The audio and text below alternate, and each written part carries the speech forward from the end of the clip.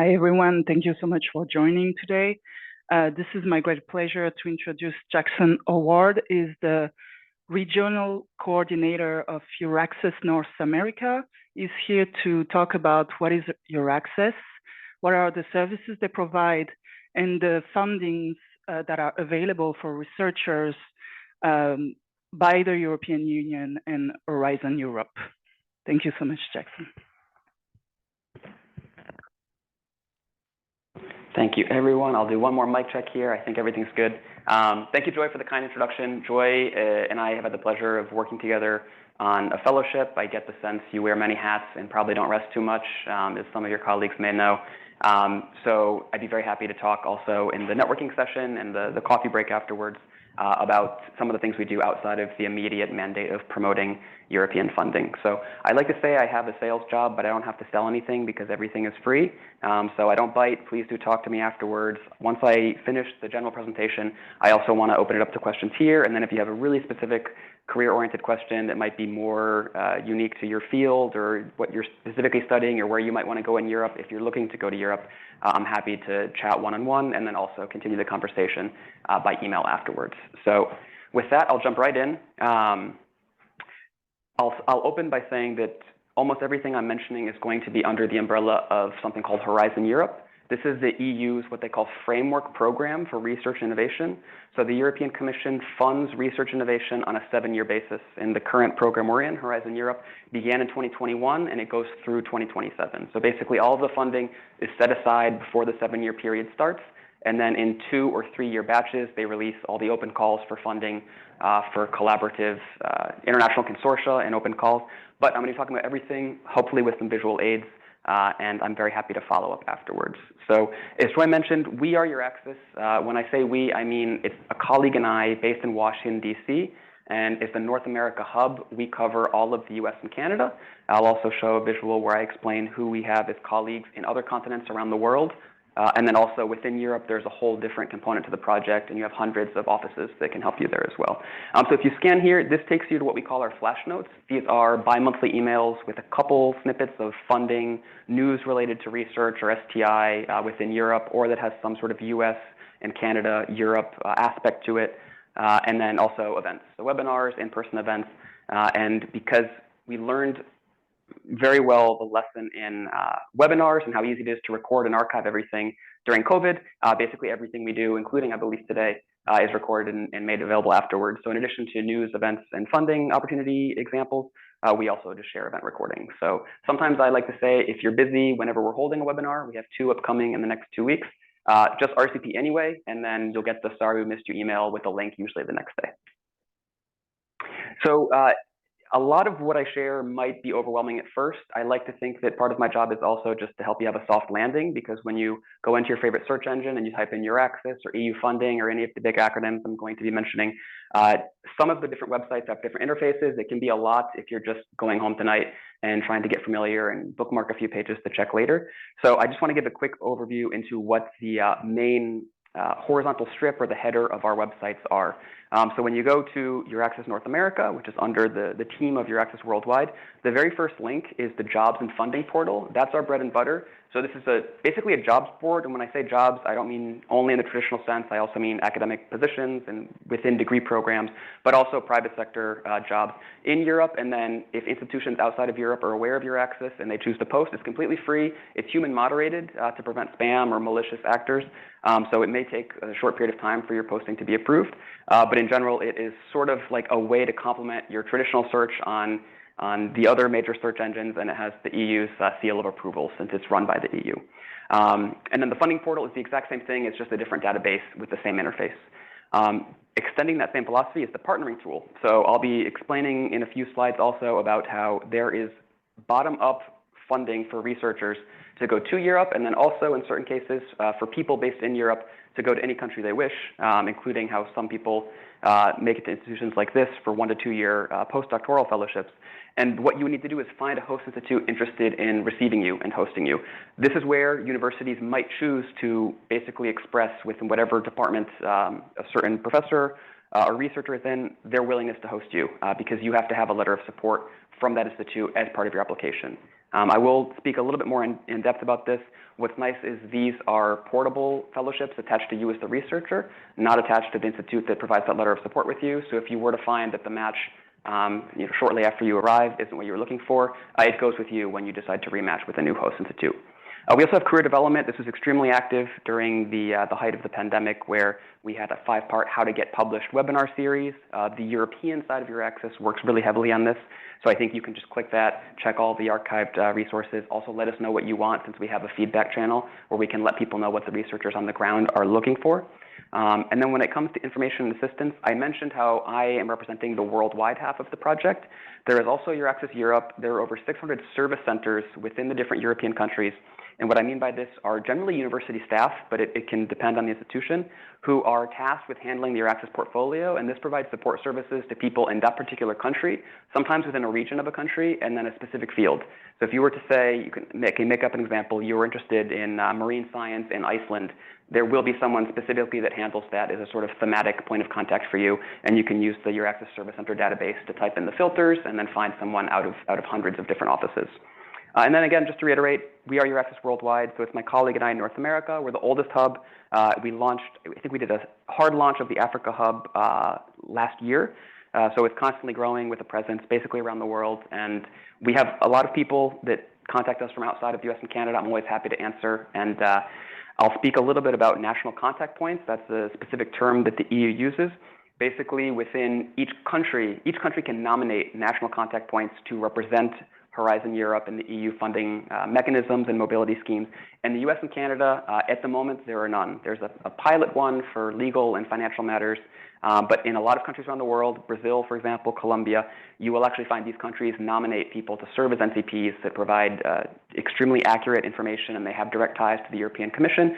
In our case, we don't have them. So although I don't always have the immediate information you might be looking for, it's my job to get you in touch with the people who do. So you always have us at EURAXESS as a free information service to help get you those answers. And if you ever do decide to look up the European-based NCPs, they all speak the national language of their country, but then also English. And also with the time zone difference, sometimes you can send an email right before you go to bed, and then by the time you wake up, you already have a well-thought-out answer. And there's no restrictions on you have to be interested in their particular country. Just contact any NCP you'd like based on your thematic area or the country you're interested in, and they will be in touch with you.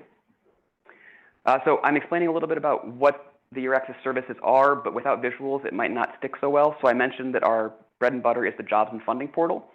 This interface is the same basically on all the different portals, so jobs, funding, and then hosting. I just quickly typed in, there are certain tags. I just typed in the keyword of health, and then there's a little question mark icon where they explain the EU's definitions of career stages.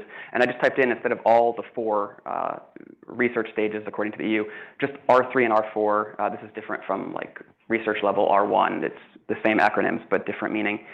In the keyword health, and it popped up, this was this morning, 821 different matches. At any given time, without any filters, there's usually above 10,000 matches. Again, some of this would be for a PhD program itself. Some of them are part-time university positions. Not all of them are going to be relevant to you.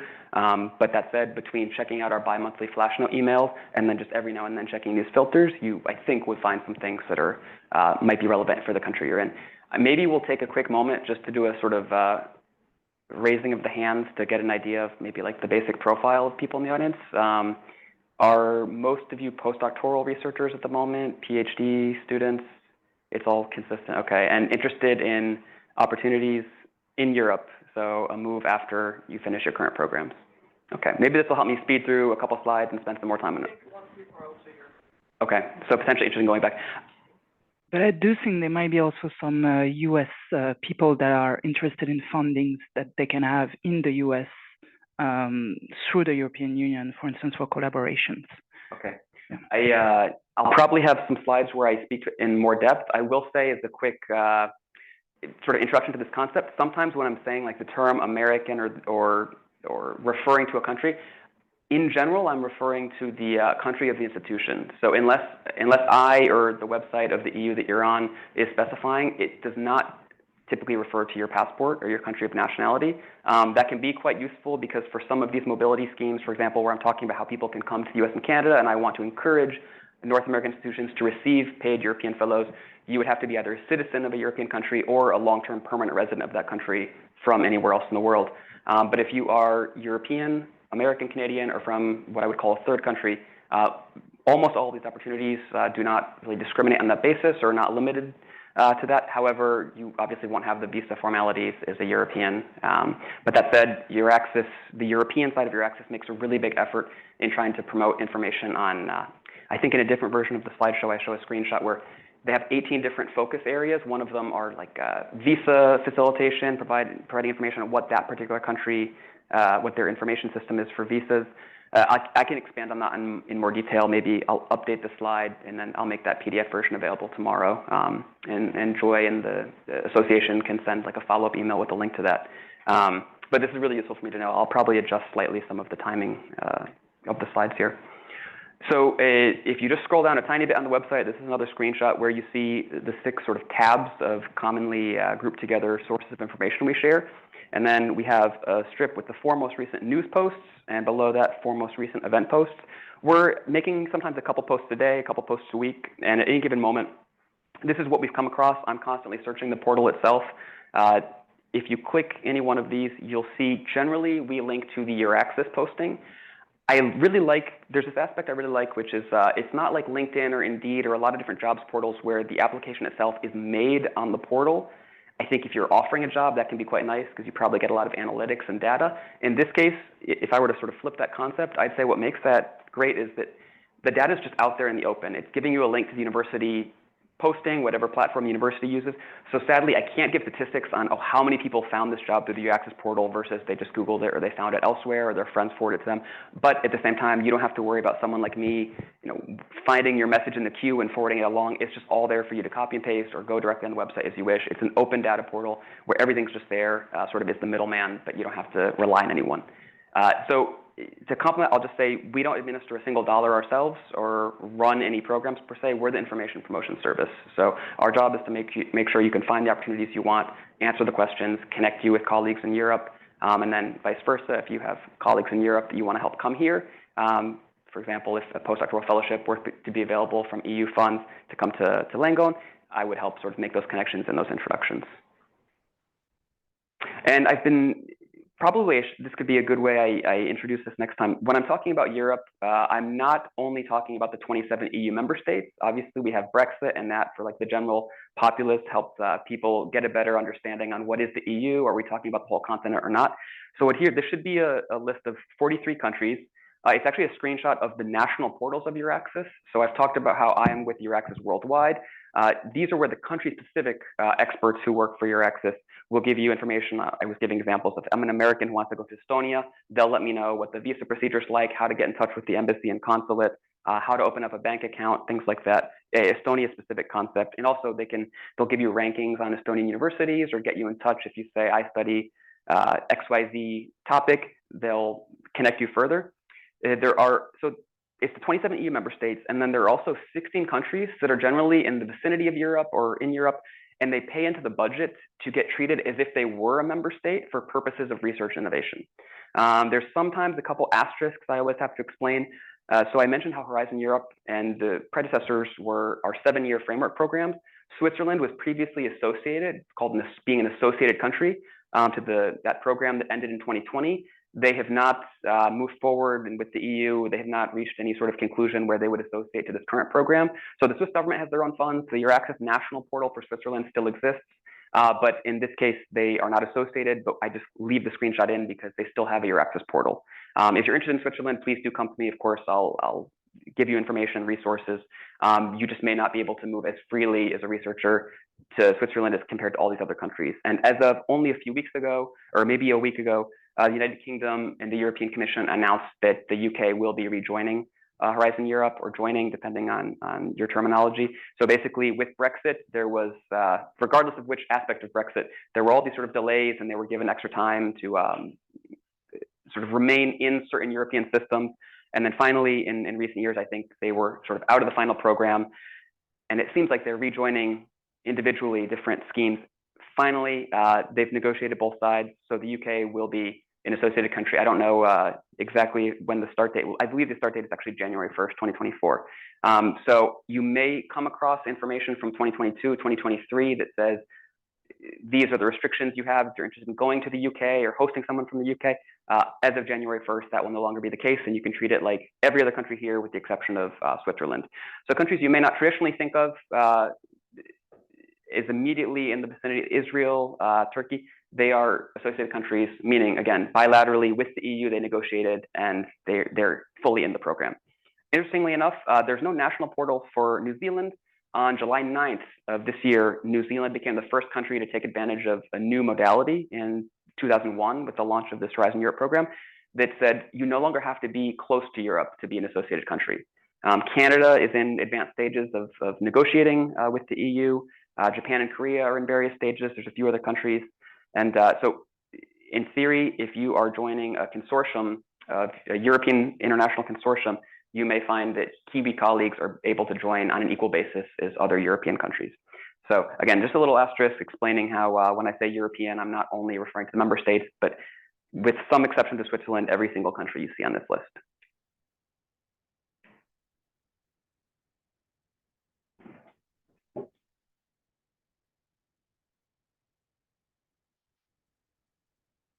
And so to complement what I've been saying about Horizon Europe, basically everything related to R&I is under the approach, the EU's global approach to research innovation. This is a communication or a document that was released in May of 2021, so shortly after Horizon Europe launched.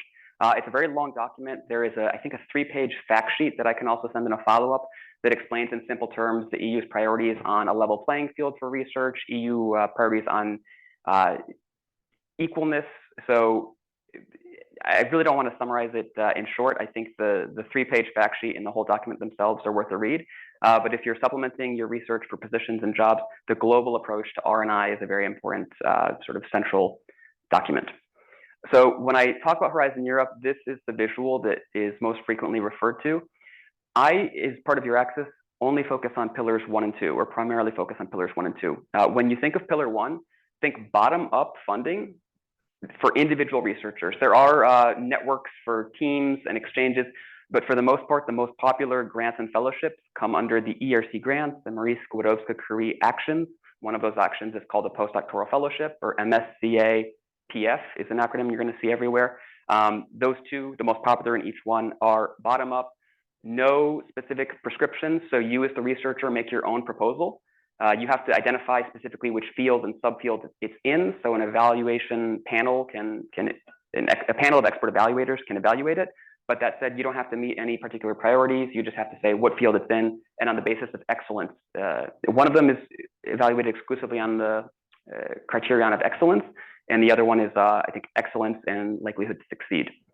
When it comes to pillar 2, this is sort of the opposite. This is top-down open calls that are defined by the European Commission that have to be led by a European principal investigator. There's some minimum requirements. It has to be at least 3 different institutions in 3 different European countries. So again, EU member states and or associated countries. And out of those 3, at least 1 does have to be an EU member state. And that's why I said when a country associates to Horizon Europe, in very specific legal terms, they are not a member state. They're treated like a member state. So you could have, for example, Israel, Turkey, and if you had an Israeli and a Turk team that wanted to come together, they would, and a third country from Armenia, they're associated, that wouldn't be enough to satisfy that requirement. One of them does have to be an EU member state. The calls are all divided into these 6 clusters. Interestingly enough, the health cluster in the United States is one where the US PIs or US applicants are automatically eligible for funding. So I like to always clarify, this is if your consortium makes the proposal and is selected. The reason this is quite noteworthy is because in the US and Canada alike, the EU defines the 2 countries as high-income countries that are clearly not EU member states or associated countries. So therefore, the decision is they don't need EU money for these international research consortia. The exception for health is because the NIH funds European researchers. So it's a reciprocal agreement. I don't have information on the specific legal agreement or if it's more just a tradition that's been gone through time. But that said, I think for the audience here today, I don't have to deliver the difficult news to you that you're going to have to find funding elsewhere. If you're applying to any of the health cluster calls, you or your PIs or colleagues will be funded. But in terms of health, you would, as a American-based PI, you would still need a member state. Yes, and it needs to be a member state or associated country PI team that leads it. So you would be joining a consortium. I will show some screenshots where basically it lays out how to find partners, because unless you already have institutional contacts or colleagues, which of course an institution like this does, but when you need to look for partners, there are built-in tools. It's sort of like a different version of LinkedIn, maybe not so interactive, but it's where people can post their research areas and why you should consider a joint application with them. Interestingly enough, the timing is a bit unique. Obviously, you can't cram an application in a week, but a few days ago, earlier this week, a large majority of health cluster calls closed, but they also do announce them well in advance. So if you go on the website now, and I'll show a screenshot, you'll see there are a small number still open, but a large number opening again in 2024. And I mentioned earlier, they're released in 2 or 3 year batches, depending on where we are in that 7-year period. So right now it's the 2023-2024, what they call work program. And these are documents that are, in the case of health, I think it's over 200 pages. It lists every single call. It exists sort of as a legal mechanism so that it's all there in writing as a PDF. I recommend using the PDF for reference, but definitely going on the main websites where it's a lot more visually digestible and you can click links. I think it'll become a lot clearer in a future slide. But for about a year now, we've been promoting these calls that had a deadline of, I think, September 18th or 19th. So you could go through and then filter on the recently closed calls just to get an idea for what these are. Because again, pillar 1, bottom up, you're making the proposal from scratch. Pillar 2, each call is extremely specifically laid out what the global or societal challenge is and how they want you to address it as a consortium. And like I said, minimum 3 institutions from 3 different countries. So it can't be a bunch of institutions all from the same country or 2 countries coming together. The whole idea here is making it European and international. I think in the interest of time, I do want to leave some room for questions and also some one-on-one conversations. I will try to go through this somewhat quickly.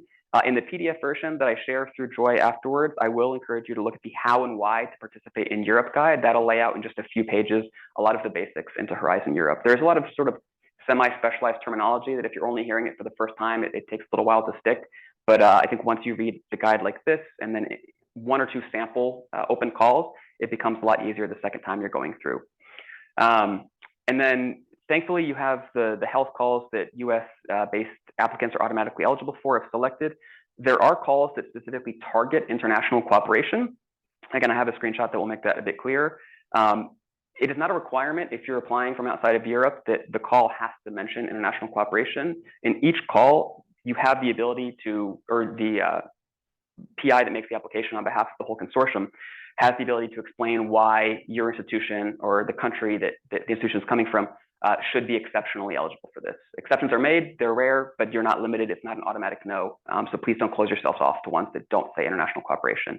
I have here a little statistic. So it's about 22% overall, 16% specifically in the health cluster, where they call out international cooperation. You have 2 things you can do. One is there's a search filter where you can just click on the international cooperation encouraged wording or tag. You can also search for country names. So if you search for United States, you'll see calls that might specifically mention the US. An example of this could be something like, I'm making this up, but Zika, probably pretty hard to study in Europe. I do not think it's endemic there. It is more in the Americas. They might target for again, I don't know if this is a specific call, but one studying Zika or Zika-like diseases, they would say, we really want countries from these regions to participate. Please make them part of the international consortium's proposal. So search the flag of international cooperation encouraged, search specifically where the US is listed as a target country. But then on top of that, if neither of those are true, you can still apply. Just talk to your European colleagues and encourage them to include you in the application. I do not believe there's a maximum also. I think when I say there's a minimum of 3, that is not typical. You will find that projects typically have 10 or more consortium partners. And in the interest of open data, all of the information, I think since 2007, if not earlier, is publicly available in a database called Cordis, and that will be a slide here. So you'll have a reminder when you look at this afterwards. So you can also get a sense for, you can just scroll through past successfully funded projects and get a sense for who the project partners are, also what countries they're coming from and what the specific institutions are. So you'll see in different guides online and in talks that we give the main funding and tenders opportunity portal referred to by different names. I call it FTOP. funding and tenders portal. The technical database name is, the acronym is CEDIA. This is the long URL. Again, you can click it in the PDF afterward, but this is what the top strip looks like. If you click search funding and tenders, in addition to Horizon Europe, there's dozens of other programs. So I normally just go to a page I have bookmarked. It's a few clicks to get in. For the purposes of my talk today and what you'd be looking for, you would be clicking, I think it's all in uppercase, the word Horizon, and then there's a little description that it's for Horizon Europe. You can find information on the previous framework program that was called Horizon 2020. So this is where, for this programming period, you can see the one we're in now. I pre-selected Horizon and I pre-selected the health cluster. And as of right now, there's only 18 tenders open. That's an extremely small number.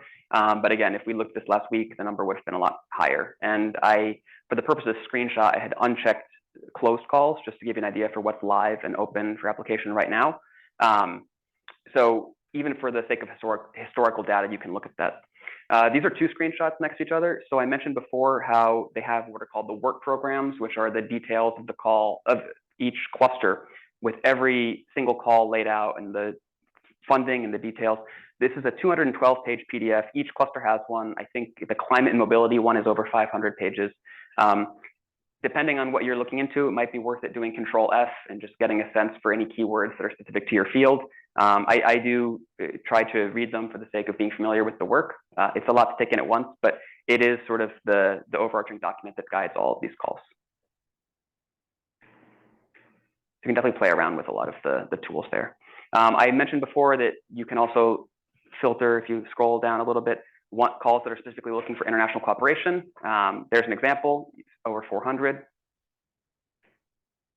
And the partner search tool. So if you don't have a specific call in mind, you can enter the partner search tool right next to the search funding and tenders partner search, and that same concept of using the filters. You can also submit your own entry so that other people can find you. Each call also has a partner search database, so it's two ways of finding the same thing. So if you have identified a call that is extremely specific to your field or your department's research, this is where you could just, I think with one more click, expand that down, and it will show you other researchers and the institutions they're with, and their pitch for why you should make a proposal together. So this is a really quick overview of how to find partners. I would say if your institution has relationships from the previous program, that's a really good network to leverage. In addition to the official FTOP, Funding and Tenders Opportunity Portal, we also have a partnering tool on the EURAXESS website. It's a bit of parallel efforts you can be using. It's also, the EURAXESS partnering tool is also where you can look for jobs. So a lot of what I've been talking about in the last 10 minutes or so is related to these top-down, Pillar 2 international consortia-based research, which would be for PIs and their teams. If you're just you as an individual looking to go to Europe, find a job, I would say starting with the EURAXESS jobs portal would be the first start. The FTOP is more for those well, it's for everything, but the open calls I've been mentioning have been for Pillar 2. CORDIS is the acronym for the database of historical data for projects funded by the EU. So this goes back about a decade and a half. The next screenshot will just show some of the filters you can also modify to try to find past institutions. Sometimes I will do the equivalent of cold call or email US and Canadian-based universities to try to find testimonials. So I'll find a European or American or Canadian who was funded as part of the bottom-up or the top-down projects, and I'll just ask them, can you tell me what it was like? And I found them through CORDIS or through the Funding and Tenders Opportunity Portal. I will say, sort of in parallel to GDPR or the philosophy of data protection, sometimes the only information you have is the institution's name and maybe the department that ran the program. To actually find the people themselves, it will depend on if they've opted into sharing that information. Sometimes the projects themselves do have websites, and it'll say at the very bottom that it's funded by an EU program. But if you ever are trying to find data, it's not necessarily publicly available. I don't have any super secret access, but I'm happy on your behalf to contact institutions and express that people are interested in learning more about the results of XYZ project, and I sort of see that as one of my responsibilities on the ground. And I've mentioned national contact points. So sadly, in the US and Canada currently, there are not NCPs yet. However, in Europe, there are. Every single country, I mentioned, I think the 43 portals earlier. So this is where I can show you how to find it, but if you just go to your search engine and you type in Horizon Europe National Contact Points, it'll take you to the first result. Should be a website that looks like the Funding and Tenders Opportunity Portal, but it's where you can filter in the country of interest and thematic area, and you can just straight up contact those people there. Sometimes those NCPs actually work for science ministries in the countries. Other times they work for universities, but their affiliation is all laid out And they all, in my experience, they respond within a day or two. So they're extremely helpful. And then, like I said, we're pretty active on LinkedIn. We use that for the more of the networking aspect, but through all of our social media channels, we try to be helpful in sharing opportunities. Sometimes they're highly specific, and we know it might be of interest to only 1 or 2% of our readers or our members, but we also know that that's sometimes how you find an opportunity that's relevant to you, is you're one of the 1 or 2%. I would say if you spend 5 minutes each email, that's 10 minutes a month, scrolling and just skimming every little entry, you may find a couple of those are interest. And yeah, we're always happy to also share things on your behalf. So if you have something where you would want more European partnerships or institutional relationships, and you would want to share on behalf of NYU Langone, I'm happy to put those in. And then I mentioned Cordis just to show it's slightly different website or interface, but it's the same sort of blue strip across the top. And these are some of the filters where you would be like typing in the organization country, maybe the field, you would just type in the search term and it would give you those results. Yeah. It's for all of them. So you can use the same funding and tenders opportunity portal to find like the ERC grants or the Marie Skłodowska reactions.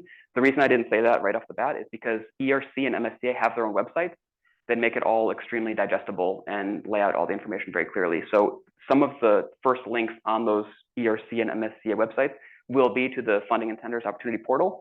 And that's how you apply. But I think for initial understanding about FAQs and eligibility and things like that, I recommend going directly to those websites. And we have a webinar on ERC coming up in about a week, and MSCA staff exchanges, which also includes administrative staff. So depending on you and your team currently based here, wanting to do exchanges with Europe, the European side would have to apply for these MSCA staff exchanges. And I'm not the speaker. I'm just trying to whet your appetite to attend the webinar in a few weeks. But I will share that information in the follow-up, or northamerica.euraxess.org to plug the website. So to quickly maybe wrap up some of the resources and tools, there are things called, I've mentioned before how sometimes there's a difference in terminology that's used. To me, this is not, sort of having done my academic background in the US, terms I'd come across a lot, but info days and brokerage events. So there have been in-person info days, but again, with the pandemic, now they're doing more hybrid or webinar only info days. These are basically really comprehensive info sessions with live participation from past participants, from hosts, explaining calls in specific clusters. The brokerage event to me is matchmaking. It's just that the official term being used is brokerage.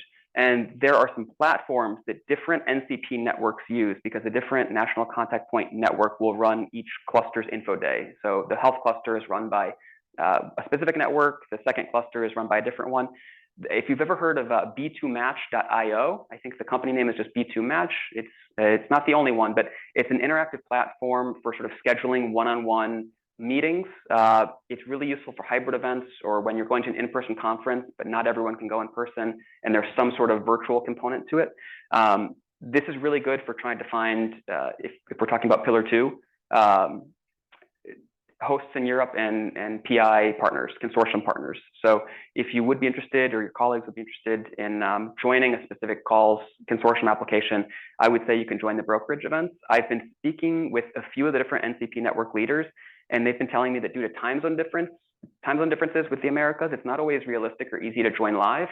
They normally have a deadline to register for the brokerage event, which is weeks before the event itself, because I think they're doing some behind the scenes sort of, not matchmaking, but they're doing some networking and processing of information. But if they'll tell you, we want you to send your pitch by PowerPoint by this date, we'll upload it to the portal. And although you're not joining live, we'll be sharing it with everyone. So what I can do is, I believe in June, there was the health cluster, most recent info day and brokerage event. All this is recorded and shared online afterwards. So if you go online, I don't know when the next edition will be because it hasn't been announced yet, but if you go online, you can look at the recording of that and get a sense for what those are like. And I think in this month and next month, there are some brokerage events and info days for other clusters. So maybe not as relevant to you, but if you were just curious what it's like, you could register and join live just to see how the other people in the other fields interact. But again, with the time zone difference, it would probably be extremely early here. One of the things we do, in addition to promoting European funding and trying to encourage people to go to Europe and have people based in Europe come here, is we work with the European Scientific Diaspora Networks. I'll just gloss over this really quickly, but essentially these groups can be extremely formal. Some of them are registered 501c3 nonprofits. I believe the Spanish and the French networks are. They have a board of directors incorporated in different cities and states in the country. Others are people that have a passion for their home country. Maybe they're small in number and they meet once a quarter on Zoom just to keep it alive because they don't necessarily have the cultural connection in whatever city they're based in.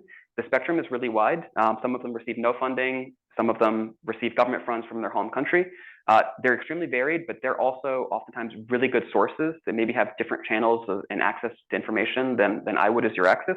So we keep our ear very close to the ground. Our annual meeting is actually called the annual meeting of the European Scientific Diasporas in North America.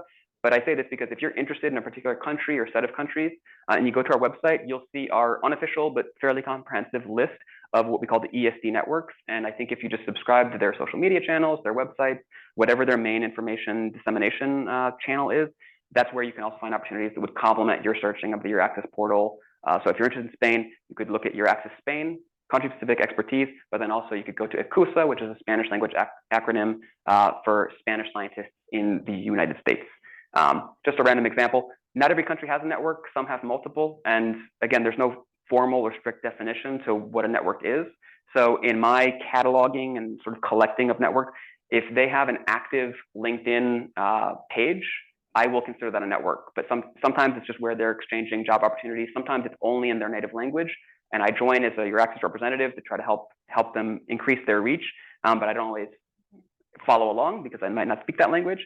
But it is a resource for you. And if you come to me afterwards while we're having coffee and you just say, listen, Jackson, I'm interested in Portugal, tell me more, I would just sort of come to you off the top of my head with what I recall are the resources and help you find out how to sort of subscribe to all those different networks. One thing to look at, particularly while you're here also, are Jean Monnet Centers of Excellence. I'm just going to leave that there. I don't think I have much time to go in depth. But basically, these are EU programs where oftentimes universities outside of Europe that already have a European Studies Center will apply. If they're granted the chairship of Jean Monnet Center of Excellence, they're encouraged to deepen their involvement in EU studies, and they sort of act as semi-official information outlets for all things related to the EU. So when I'm going to a new city or state for the first time saying that I'd like to talk about EURAXESS, the first people I normally contact, in addition to a postdoc or international relations office, is the Jean Monnet Centers of Excellence, because I don't have to explain what is Horizon Europe from the get-go. They know, and they sort of act as my intermediaries. I think that same thing can work in reverse, where you could talk to a Jean Monnet Center of Excellence, and usually it's a very distinguished professor that chairs it, would be able to guide you and provide you more information, sort of in parallel to your conversations with us as EURAXESS North America, and then all of the European-based national points of contact. And then, of course, you have all of the consulates in New York City, European embassies in my city in Washington, and then also in DC as the EU delegation to the US. Just a quick definition, because it's not a country, they don't call it an embassy. So the European Union has a delegation. It serves the same functions as a nation or as a country's embassy to Washington would. And they have someone who's called the Counselor for Research Innovation. In shorthand, we call him the Science Counselor. And basically, it's a full-blown position. Some of the countries also have this position. Smaller countries don't always for budgeting purposes, but basically focus on all things STI. So he's actually speaking at a UN General Assembly Science Summit pitch tomorrow. You can register on Zoom. It's on our website.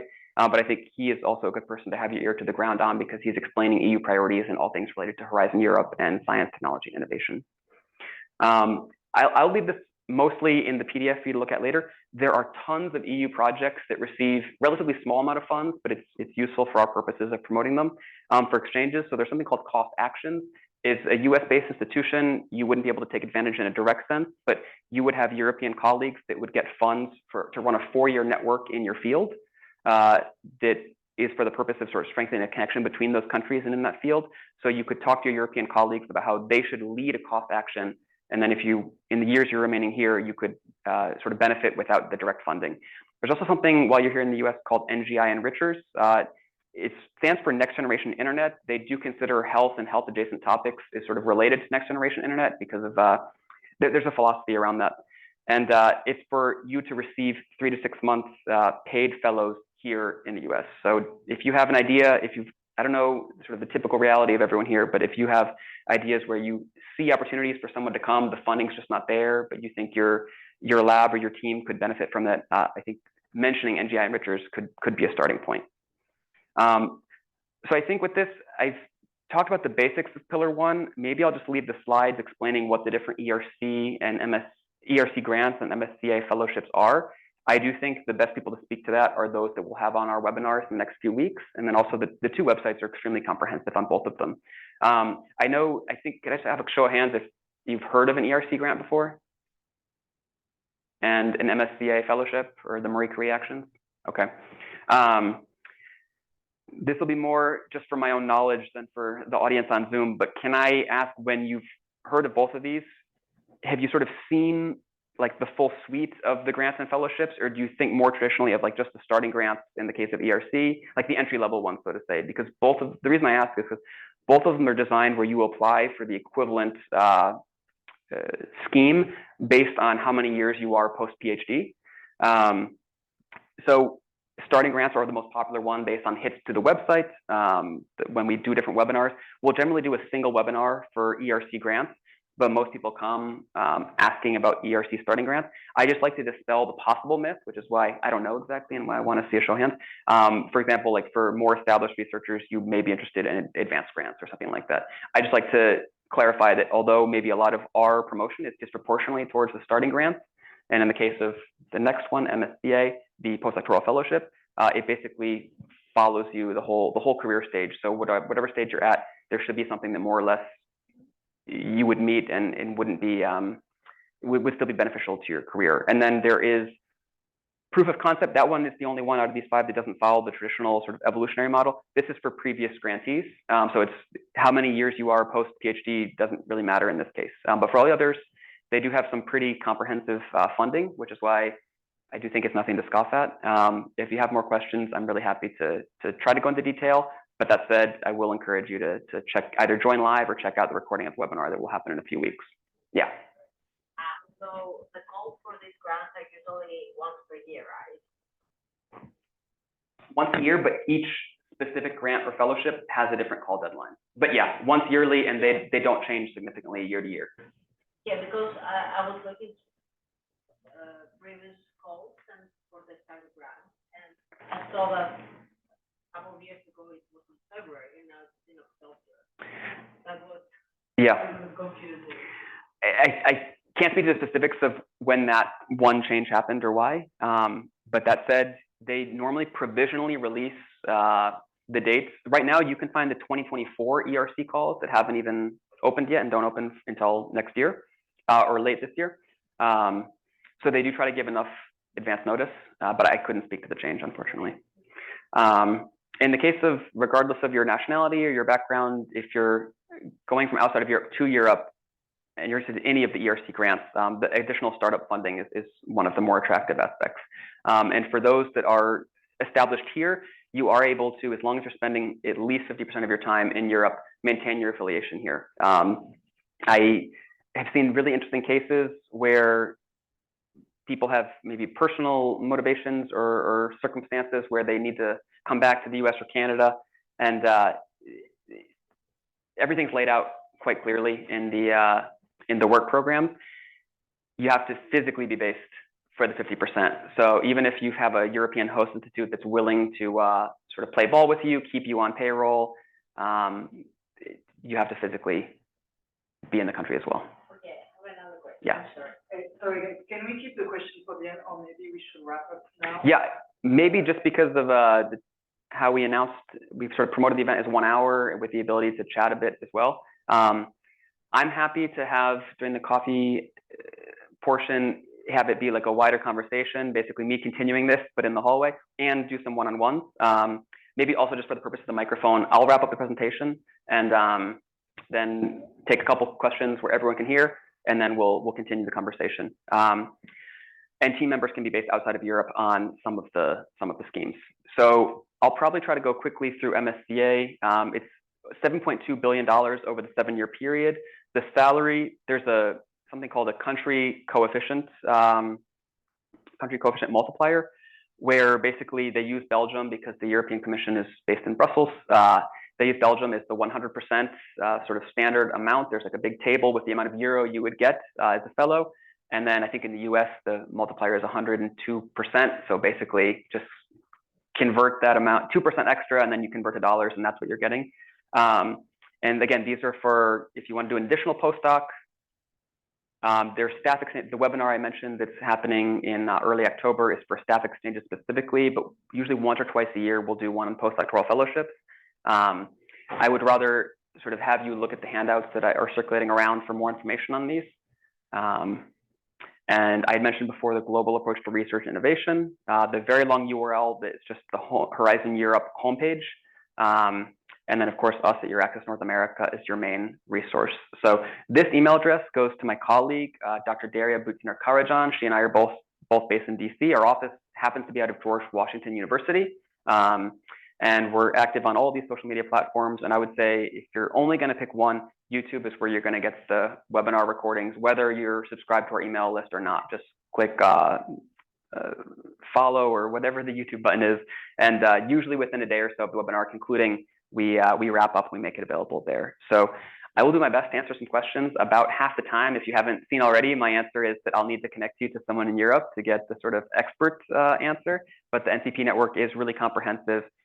We are a small, humble team that before COVID, we're tasked with traveling all over the continent, and now sort of we're back to normal. But we try to do a lot with little. So we're always on the email. We're always looking at our inboxes, trying to get you some information. All the social medias where we sort of share a lot of the smaller. We share the opportunities that we don't have the time or ability to go really in depth in. So sometimes it might just be a link to the actual post on the EURAXESS jobs board. But if you let us know what you're interested in, we also try to create custom content for you or serve as the people that put together webinars. So maybe a quarter of the webinars we put together have been through reader or researcher suggestions saying, I'm from XYZ country, I'm interested in this, can you put it together? I don't know if INET NYC is well known among the audience, but they've been a major partner of ours because we're not based in New York. International sort of stands for International Network of Scientists in New York City. I think some of the co-founders are European, and it's been one of those networks that when they come to us and they say, this is what people are asking for, we come together and join forces. So I'll try my best to answer some questions, and then I really do want to meet some of you, all of you, and chat more over some coffee before you have to continue on. So thanks so much. Any questions? If you don't have a question, but you sort of have like a thought that you just want me to bounce ideas off of, I'm also really happy. Hi, thank you very much for coming here today. I have one more question about the ERC individual grants. I'm a little bit confused about the collaborations. I saw here that the team members can be outside of Europe. So how exactly is that working? I would rather connect you with an ERC point of contact. I don't recall specifically if it's only certain grants or if it's certain types of staff. But I know that's been one of the things that's marketed is what makes it attractive for someone that already has ties in their home country or in the US or whatever country they're based in, but that they still want to go to Europe. One of the major differences between ERC and MSCA is that the ERC, you are either moving within Europe or going to Europe. It is the other one, MSCA, where you can be based, if you're based outside of Europe, you're obviously going to Europe, but if you are in Europe, you can come here, you can go anywhere you'd like. So that's why also one of the first things we do, in addition to promoting the jobs portal, is the hosting portal. So even non-European universities will post to that because they're getting a fellow paid for by the EU. I don't know what the cost is to onboard, a postdoc. I'm sure they have to pay something for the email address or something like that, but the salary is completely paid by the EU. Thank you.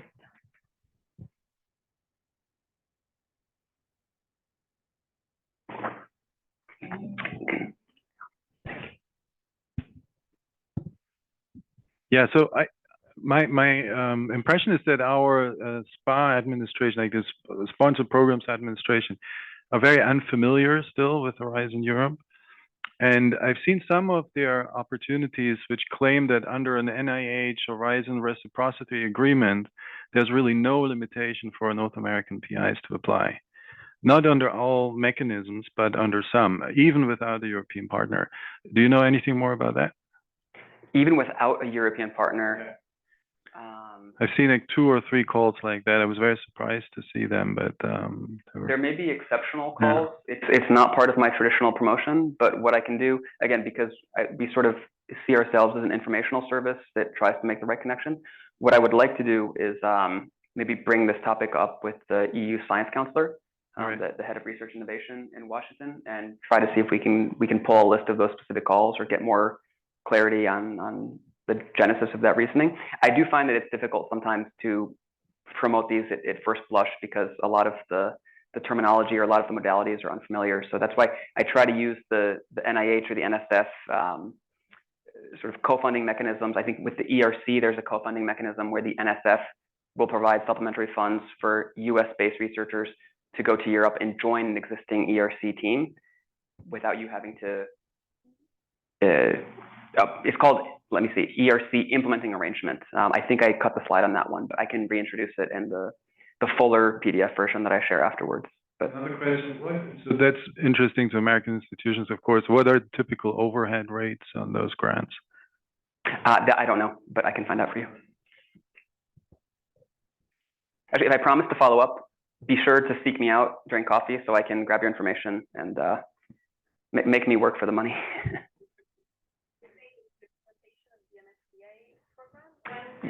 Yes, so if you just go to northamerica.euraxess.org, and I think the spelling here, you'll find the bottom right. When you scroll down, you'll see little horizontal strips with the most recent news posts we've made and event posts. You might have to click see all events, but you'll see one is called MSCA Staff Exchanges, I think 2023. And the Zoom registration for that is open, as well as ERC grants, and we'll have some, coincidentally, NCPs from the ERC speaking, or excuse me, from the European Research Council Executive Agency, so the EU governmental officials speaking on that. I'll definitely take more questions, but I'll close my remarks with something I should have defined in the opening, and that is, I've talked about how when I say Europe, I'm not only referring to member states. I also just like to clarify, I like to sort of use the term EU almost interchangeably with the European Commission, but just to sort of set the record straight, the European Commission is one of the executive arms of the EU as a whole. But just for simplicity's sake, I use the term EU. But for the most part, we as EURAXESS are one of many projects under the European Commission, and specifically within the Commission, we're under the Directorate General for Research Innovation. So one of the things you've seen me circulating around, just for context, is for Erasmus+, which runs, it's the same Director General that runs Erasmus+ and the Jean Monnet Centers of Excellence. That's called the Director General for Education, Youth, and Sport, if I'm not mistaken. There's a lot of different sort of subject matters under a different Director General. So although it's all related to research, we specifically focus on Horizon Europe and EURAXESS services as part of, it's called DGRTD is the acronym. I believe it's not an English acronym, but it stands for Research Innovation. So just internally, that's what we're structured under. I have a question. Yeah. So the Marie Curie are usually for early career postdocs or PhDs that are becoming a postdoc. Is there anything for later stage postdocs that want to go to Europe, like some sort of K99 transition fellowship, or not just applying for starting grant like an ERC and open a lab? I would say the ERC and the MSCA, neither one has really been described as an equivalent to those US-based ones. Our job is to promote the EU funding schemes, and then of course although we're doing this on behalf of the European Union, we're not necessarily doing it on behalf of the individual European countries, but because it's all part of the same research area, research system, whenever we're aware of like a national funding agency's programs, we'll promote it. I believe the Dutch have something called Veni Vidi Vici, and it's sort of like early, mid, and later career stage. It's a very interesting name.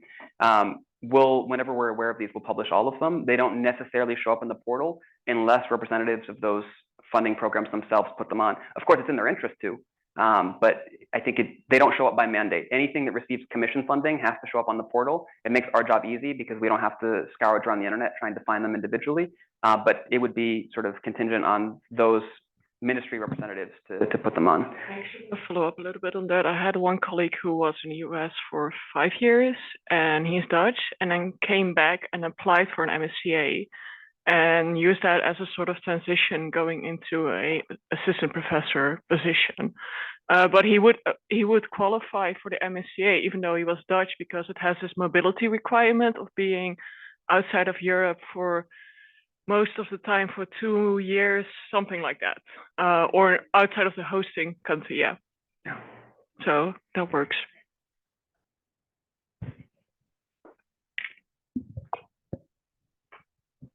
Yeah, I've been in a workshop about Marie Curie postdocs, and actually what is really nice is that you get the seal of excellence from the European Commission that actually facilitates the transition towards like full professor position or permanent researcher. Like you can skip some steps of pre-selection because you have the seal of excellence from your Marie Curie that you got earlier. So I think I would say this is the best equivalent to the K99. It's actually the Marie Curie postdoc. I've also heard examples of people that score very highly on the Marie Curie Skoska Actions fellowship programs, but they don't meet the threshold, but they're given a sort of labeling that they can use to apply to certain jobs. There was an example of, I think, the seal of excellence. Seal of excellence starting at 75%. So if you get a grade of 75 out of 10, I believe it's 75. Then you get the seal of excellence even though you're not funded because they don't have enough money, something.